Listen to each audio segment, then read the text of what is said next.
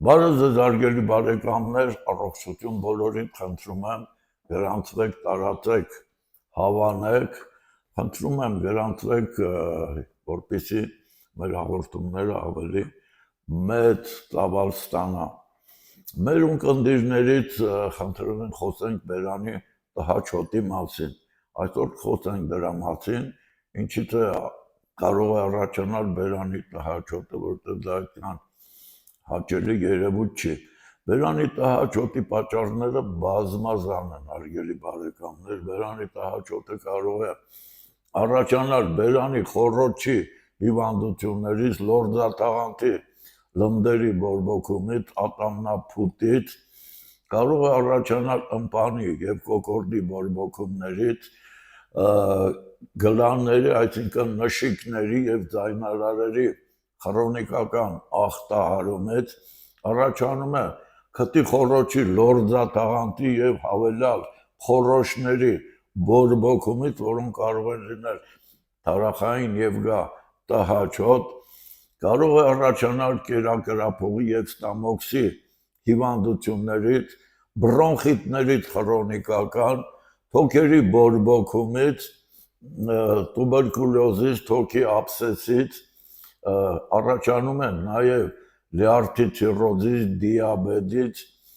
կարող է առաջանալ նաեւ երկաթ դեֆիցիտային սակավայրենությունից եւ այլ, այսպես շարունակ կարելի է տվել, որոնք կարող են լինել բերանի խոռոչ հոտի, տհաճ հոտի պատճառներ։ Ինչ կարող են անել հարգելի բարեկամներ, կան բազմաթիվ միջոցներ, որոնք կարող են օգտագործել եւ այդ տհաճ երևույթից ազատվել։ Օրինակ խատուտիկի հարմատները, հիմա փաստորեն խատուտիկի լավ սեզոնն է,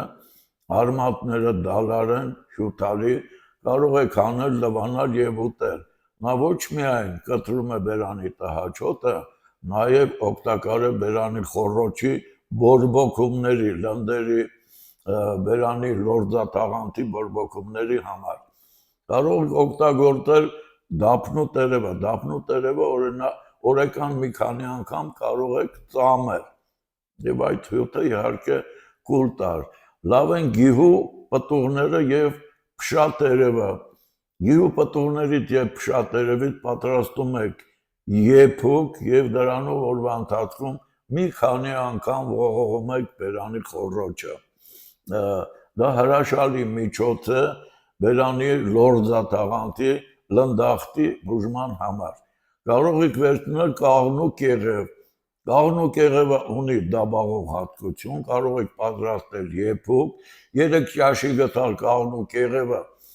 չորացրած դնում եք կես լիտր ջրի մեջ, եփում եք 10 րոպե, քամելուց եւ սառելուց հետո կարող եք